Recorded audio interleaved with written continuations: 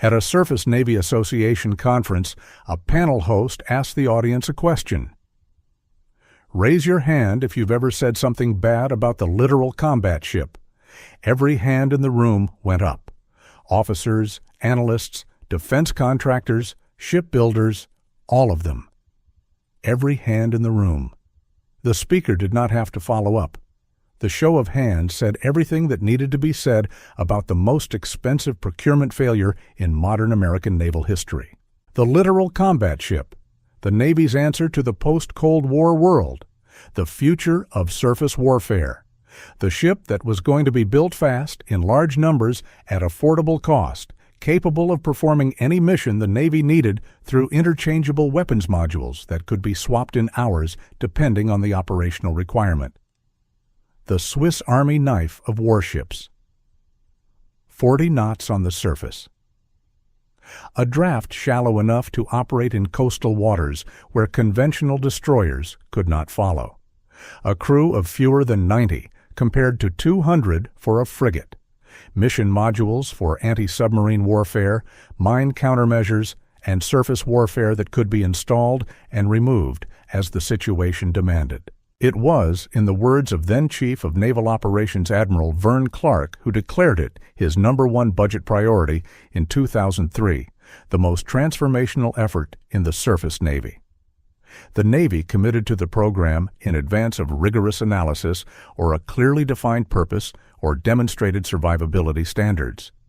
It was supposed to cost $220 million per hull, cheap for a Navy vessel. 5 for every one Arleigh Burke destroyer. Today, after $22 to $30 billion spent depending on whose accounting you use, with lifetime cost projections from Congressional Budget Office analysis reaching $100 billion or more, after 35 ships built and multiple already retired before they completed 10 years of service, despite being designed to last 25 years, after the Navy's own official documents admitted, in writing, that the LCS fails to provide the lethality or survivability needed in a high-end fight, the Littoral Combat Ship is universally regarded as one of the most costly, most consequential, and most avoidable procurement disasters in the history of American naval power. This is the full story of how it happened. Not as a story of incompetence, though there was incompetence. Not as a story of corruption, though political considerations drove decisions that engineering and operational analysis never would have supported.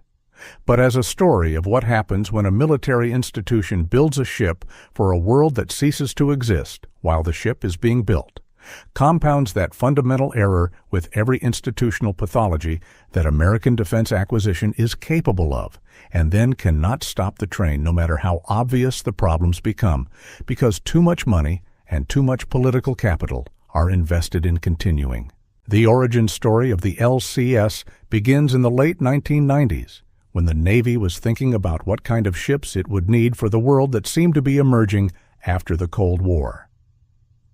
The Soviet Union was gone.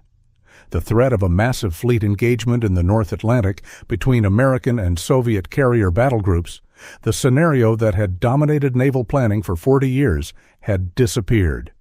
What remained was a world of smaller conflicts, counter-terrorism operations, counter-narcotics missions, interventions in coastal regions where conventional warships could not easily operate. The wars in Iraq and Afghanistan were on land, but they required naval support in the shallow, contested coastal waters of the Persian Gulf and the Arabian Sea. The concept of the street fighter, developed by Vice Admiral Arthur Cebrowski and analyst Wayne Hughes, proposed a small, fast, expendable warship designed specifically for the littoral environment, the contested nearshore waters where conventional destroyers were too large and too valuable to risk. When Rumsfeld became Secretary of Defense in 2001 and promised transformational approaches to military capability, the Littoral Combat Ship became the Surface Navy's contribution to transformation. It was conceived not as a street fighter, but as a more capable and more survivable variant of the concept, a ship that could sprint at 40-plus knots to avoid threats, operate in shallow coastal waters denied to larger ships, and adapt its mission capability through swappable module packages. The modularity concept was genuinely innovative and genuinely ambitious. One hull, 3 mission sets, 3 separate mission modules that could be swapped in port within hours to configure the ship for anti-submarine warfare, mine countermeasures, or surface warfare. Carry the right module for the mission, return to port, swap for a different module, go back out with completely different capabilities. The original cost estimate was $220 million per ship, cheap for a Navy combatant. The modularity was supposed to allow the Navy to buy more hulls by reducing the cost of individual ships, compensating for the reduced capability of each individual LCS compared to a destroyer by having more of them. In 2003, Clark committed the Navy to the program, declaring it the most transformational effort in the surface force. The Navy was going to build something like 55 of them, 5 hulls for every destroyer at 1/5 the cost. The problem started before the first hull hit the water. The Navy could not agree on a single design. 2 competing designs were selected, one by Lockheed Martin, the Freedom class, a steel monohull built by Marinette Marine in Wisconsin, and one by Austal USA, the Independence class, an aluminum trimaran built in Mobile, Alabama. 2 shipyards, 2 hull forms. 2 completely different maintenance and crew training requirements. 2 sets of spare parts. 2 sets of supplier chains. The decision to build both designs simultaneously rather than selecting a single winner and proceeding with it was driven partly by genuine uncertainty about which design would prove superior, and partly by the political calculus of maintaining 2 production lines in 2 different congressional districts. It added cost and complexity to a program that was already being built on optimistic assumptions. The first Freedom-class ship was commissioned in November 2008, USS Freedom. The first operational deployment did not go smoothly. The ship spent significant time in port with engineering problems. The gas turbine engines that were supposed to give it its 40-knot sprint speed proved maintenance-intensive under operational conditions that the shipbuilders had not fully anticipated. The crew was small by design, fewer than 100 sailors for a ship that a frigate crew of 200 would have operated, which meant that when systems broke, there were not enough qualified maintainers to fix them while the ship was still conducting its mission. Lieutenant Jet Watson, serving as an LCS officer in the mid-2000s, described it with remarkable directness in an interview with ProPublica. He was sure it was funny to watch them get underway just to have a big cloud of smoke go out, because an engine went down, and then have the tugboats pull them right back into the pier, which happened very often. The Freedom class developed a particularly devastating and recurring problem with its combining gear, the mechanical system that transfers power from the gas turbine engines to the propellers. The combining gear failures were not individual anomalies. They were a systemic design problem that affected multiple ships and that the Navy and Lockheed Martin spent years and hundreds of millions of dollars attempting to resolve. Multiple Freedom-class ships lost propulsion at sea, requiring towing to port. One ship, the USS Milwaukee, lost power while operating off the coast of Cuba in 2022 and had to be towed to a port in Puerto Rico. The combining gear problem that disabled USS Milwaukee at sea was the same problem that had been identified, discussed, partially addressed, and never fully resolved across the entire Freedom-class fleet. The Navy eventually abandoned the effort to fix the Freedom-class anti-submarine warfare mission module after spending hundreds of millions of dollars on development, concluding that the system could not be made to work reliably enough to justify continued investment. The Independence class had its own problems. The aluminum trimaran hull that gave it its distinctive appearance and its high speed proved to be susceptible to structural cracking in the areas around the sponsons, the lateral hull extensions that give the trimaran its width and stability. Aluminum is lighter than steel and was chosen to help the Independence class meet its speed requirements without excessive weight. But aluminum fatigues differently than steel under the repeated stress of high-speed operations in ocean swell. and the cracking that appeared in the structural elements of the sponson areas was a consequence of design choices and operational demands that the original engineering hadn't fully accounted for. The mission module concept, which was the entire justification for the modular design and the reduced unit cost and the theoretical versatility, was the program's most fundamental failure. The concept assumed that mission modules could be developed and delivered on a timeline consistent with the ship's operational deployment schedule, that the modules could actually be swapped in the hours the program promised rather than the weeks that operational experience demonstrated, and that 3 separate mission systems could be developed concurrently without the kind of cost growth and schedule slippage that typically afflicts even single new system development programs. All of these assumptions proved wrong. The anti-submarine warfare mission package was supposed to be the LCS's most operationally critical capability, filling the gap left by the retirement of the Oliver Hazard Perry-class frigates.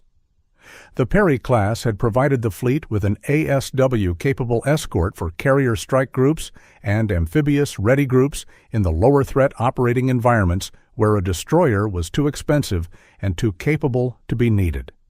The LCS was supposed to replace it with a mission module that included a towed array sonar, a variable depth sonar, and a multifunction towed array that together would give the ship genuine submarine detection and prosecution capability.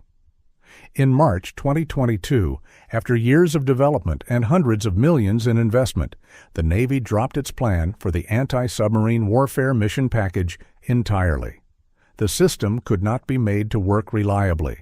The program that was the LCS's primary justification as a fleet escort was abandoned. The mine countermeasures package, which was supposed to give the LCS the ability to detect and neutralize mines in coastal and littoral waters, remained in development years behind its original schedule. The Navy had retired its dedicated mine countermeasures ships in the late 1990s on the assumption that the LCS mission module would replace their capability. The LCS module was not ready when the legacy ships were gone. The gap in mine countermeasures capability that resulted was a direct consequence of the decision to retire proven assets in advance of their promised replacements being available, a gap that persists today. The surface warfare mission package, which was the simplest of the 3 and the one that came closest to meeting its development targets, gave the ship a 30mm gun, Hellfire missiles, and eventually naval strike missiles. But the capability that resulted, while tactically useful in low-threat environments, was recognized almost immediately as inadequate for operations against peer or near-peer adversaries.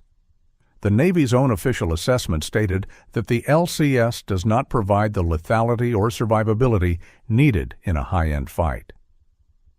The ship that was supposed to operate in contested coastal waters could not actually survive in the contested coastal waters it was designed to operate in, against any adversary capable of shooting back with modern weapons. The survivability gap was the most fundamental strategic problem. The LCS was designed with a survivability standard appropriate for a constabulary vessel, a ship conducting counter-narcotics, counter-piracy, and presence missions in environments where the threat was small boats and light weapons, not with the survivability standard required for a warship expected to operate within range of adversary anti-ship missiles. A single hit from a modern anti-ship missile would likely be catastrophic to an LCS that had no armor, no magazine protection, and systems designed for the peacetime operating environment rather than the damage control requirements of a ship that has been hit in combat. As China and Russia developed increasingly capable anti-ship missiles with ranges measured in hundreds of miles, the LCS became increasingly irrelevant to the Navy's actual requirements. The political economy of the program was the mechanism that kept it alive long after its fundamental problems were clear. Congress, which controls defense appropriations, has an inherent interest in maintaining production programs that employ people in its members' districts. Lockheed Martin's Freedom class was built in Marinette, Wisconsin, and Austal USA's Independence class was built in Mobile, Alabama. Both programs had congressional advocates whose districts depended on the production activity. When Navy leadership attempted to limit the program, advocates in Congress pushed back. When the then Navy Secretary Ray Mabus pushed to build more ships even as operational problems accumulated, congressional allies supported him. The program produced ships. The ships produced problems. The political system that generated the ships could not be as easily redirected by the evidence of the problems. Former Navy Captain Dan Grazier, working on Pentagon reform at the Project on Government Oversight, described it with the zombie program phenomenon where everybody knows deep down we are going in the wrong direction. But because so much money is involved and so much political capital is invested, you cannot stop the train until the problems are so overwhelming that no one can feign ignorance. The problems were overwhelming for years before the train was stopped. Officers who publicly expressed concerns saw their careers affected. Captain Thomas Copeman, then in charge of assessing the fitness of Navy vessels for combat, recommended halting LCS production and subsequently received calls from the Navy Secretary's office expressing extreme disappointment. Copeman retired early. The GAO, the Government Accountability Office, the Congressional Budget Office, and independent analysts produced report after report over 15 years documenting the LCS's problems. The original cost estimate of $220 million per ship became $600 million per ship for the Freedom class and $450 million for the Independence class. The combined program cost reached $22 billion by some estimates, with ProPublica's analysis projecting lifetime costs of $100 billion or more for the ships that were built. The original 55-ship program was reduced to 35 ships. Multiple ships were retired before completing a decade of service at a calculated loss to taxpayers of nearly $7 billion in lost service life, according to Defense News analysis. The early retirements began in earnest in 2021 and accelerated through 2025. USS Sioux City, commissioned in 2018, was decommissioned in 2023 after barely 5 years of service. USS Jackson and USS Montgomery, both commissioned in the 2015 to 2016 timeframe, were decommissioned by 2025, despite both being less than 12 years old against a planned 25-year service life. The ships were young by naval standards. The problems that made them worth decommissioning were not wear and aging. They were structural, mechanical, and strategic. The ships had been built for a world that had changed. The Freedom class combining gear problem had never been fully fixed. The mission modules had never been fully developed. And the threat environment of 2025, with China and Russia fielding anti-ship missiles that could kill an LCS from 200 miles away before the LCS's own weapons could threaten anything, had made the ship's marginal utility as a combatant no longer worth the $70 million annual operating cost per hull. The Constellation-class frigate, FFG-62, is the ship being built to replace the LCS in the Navy's surface combatant inventory. Based on the Italian FREM frigate design, selected as a low-risk, off-the-shelf solution that would avoid the development problems that had destroyed the LCS program, it is being built at Fincantieri's Marinette Marine facility in Wisconsin, the same facility that built the Freedom-class LCS. The irony is deliberate and unfortunate. The Navy went back to the same yard that built one of its most expensive failures to build the ship that is supposed to correct for that failure. The Constellation program has itself encountered problems. Design creep and weight issues push the cost to approximately 80% of a destroyer cost, with only 60% of a destroyer's capability, according to analysis in early 2026. The first ship, USS Constellation, is years behind its original delivery schedule. The lesson of the Littoral Combat Ship is not a simple one.